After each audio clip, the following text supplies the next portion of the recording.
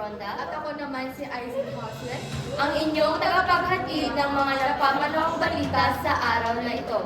Abante, Pilipinas! Tayo mismo ang magsimula ng pagbabago. Ngayon ay araw ng Biyernes, ika-1 ng Disyembre, taong kasalukuyan. Sa ulo ng mga nagbabagang balita. Sa ibayong dagat, ang mga bihag ay lumabas mula sa Gaza matapos ang pagkaantala ng pagbabanta ng kasunduan sa tigil putukan. Sa balitang nasyonal, ang magkasintahang Catherine Bernardo at Daniel Padilla o mas kilala sa tawag na Katniel, hiwalay na matapos ang 11 taon. Sa balitang probinsyal, African swine fever nangyayari na naman dito sa Cagayan. Maraming baboy ang naaapekto. Sa balitang munisipalidad, sports complex inihahanda para sa gaganaping provincial meet. Sa balitang pampaaralan, paghahanda ng mga atleta para sa municipal meet. Para sa detalye ng mga balita. Sa balitang international, pagkatapos na nakakagimpal na pagkantala sa pagbanta ng pagbagsak ng tigil putukan, mas maraming bihag ang umusbong mula sa Gaza.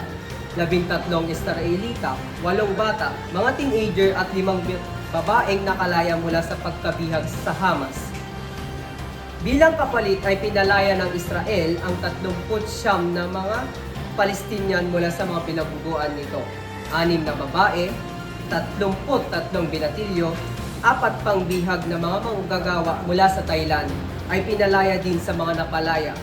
Hinahampas ng Hamas ang preno at pinagpaliban ang pagpapalaya. Inaakasuhang Israel ang pagharang lahat ng mga tulong mula sa pag-abot ng mga nasirang lugar sa Hilagang Gaza at hindi na natili sa pangako palayain ng pinakamatagal na nagsisilbing mga bilanggos ng Palestinian. Iginiit ng military ng Israel na hindi nila naabot ang kasunduan. Ito ay si Eric Jan and M. Tasani, nagbabalita para sa Mata ng Bayan. Salamat mga kaibigan, muling magbabalik ang estasyon matapos ang mahingsing patalastas.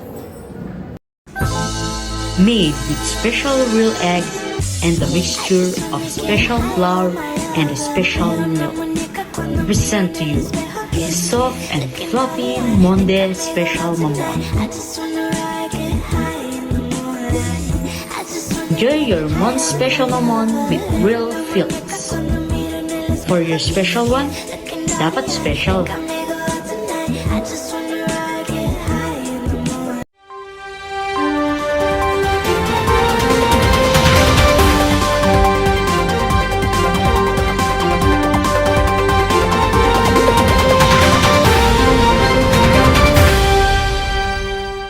Ulat ngayon, tila naglakbay sa iba't ibang direksyon ang pambansang love team na Katniel.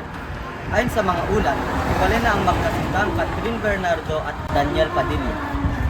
Ang kilalang tambalan na nagsimula noong 2011 ay opisyal na naghiwalay simula Oktubre 30, 2023. Di pa tiyak kung ano ang dahilan ng kanilang paghiwalay. Ngunit, nagbigay na ng pahiyak ang kanilang tagapagsalita tungkol dito. Ito ang may screenshot sa post ni Catherine sa kanyang Instagram account. Ani pa ni Catherine, Dij, you gave me 11 beautiful years and the kind of love I will forever cherish. I will always be grateful for you. Patuloy pa natin susundan ang mga kwento para sa mga karagdagang detalye. Ito si Mark Emmanuel El Mendoro, nagbabalita sa Mata ng Bayan.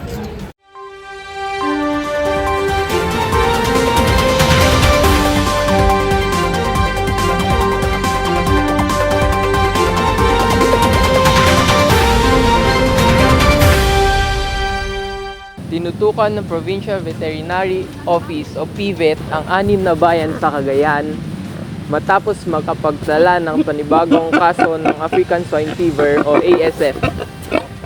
Ngayong Nobyembre 2023, sinabi ni Dr. Micah Ponce, veterinarian ng PVET, ang pamahalang panlalawigan ng Cagayan na ang mga lugar na may kaso ng ASF ay ang Barangay Angwang at Santo Tomas Tuaw, Buwan West Solana, Plaza Apari, Iringan Alakapan, Namukayan Santo Niño at ang barangay ng Katugan at Malanao Salalo.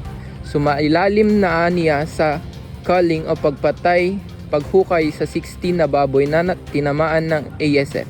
Bunsod nito, mahigpit umunong ipinapatupad ang mga checkpoint sa mga apektadong lugar sa lalawigan upang maiwasan ang paglabas ng live hogs at karne ng baboy. Nagsagawa na rin aniya ang PVET ng blood collection sa mga baboy na nasa karatig na lugar ng mga may naitalang kaso ng sakit. Samantala wala umanong problema sa supply ng baboy sa Cagayan lalo na sa pagsapit ng holiday season. Salamat mga kaibigan. Muli, babalik ang istasyon matapos ang maikli na namang patalastas.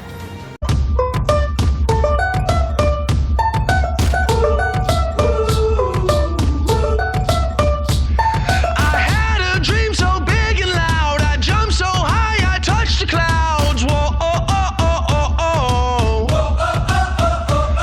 I stretched my hands out to the sky. We danced with monsters through the night. Whoa, oh, oh, oh, oh, oh. I'm never gonna look back. Whoa, I'm never gonna give it up. No, please don't wake me now. This is gonna be the best day of my life. My life. This is gonna be the best day of my life. My life.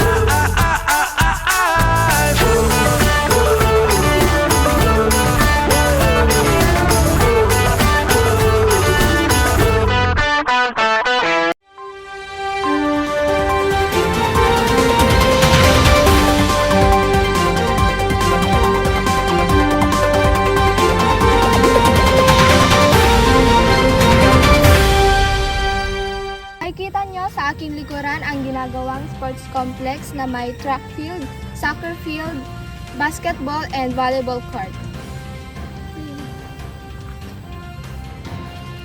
Sa lukuyang tinutuloy ng mga trabahador ni Haring Florida ang pinapatingin niyang sports complex sa Alakapan, Barangay Matukay.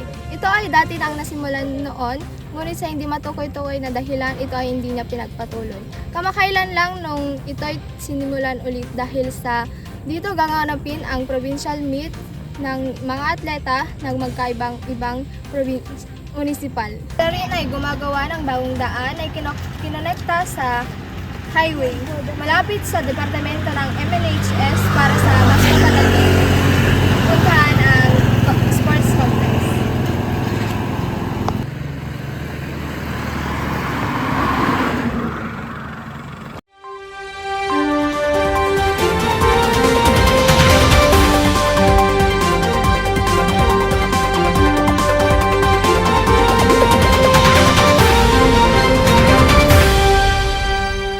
Magandang araw mga dito po ako sa high school upang masaksiyan ang pag-e-ensayo ng mga manlalaro para sa event na ito gaganapin sa Alakapan.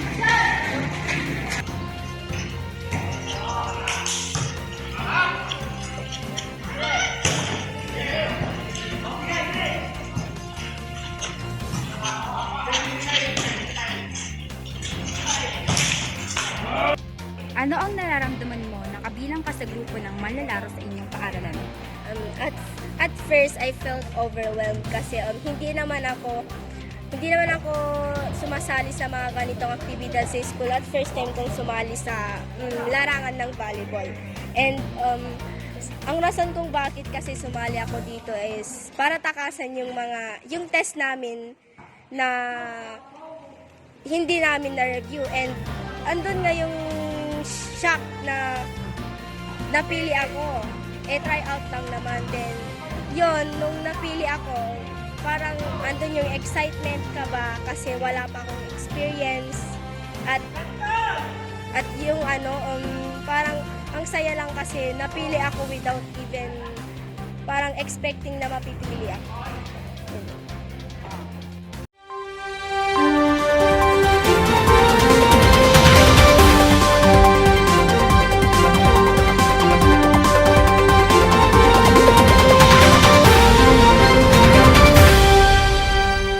Magandang araw kaibigan. Iyon po ang unang minutong pagbabalita mula sa istasyong di lamang naghahatid ng balitang sariwa, kundi balitang tumatatangkin sa inyong puso at buwan.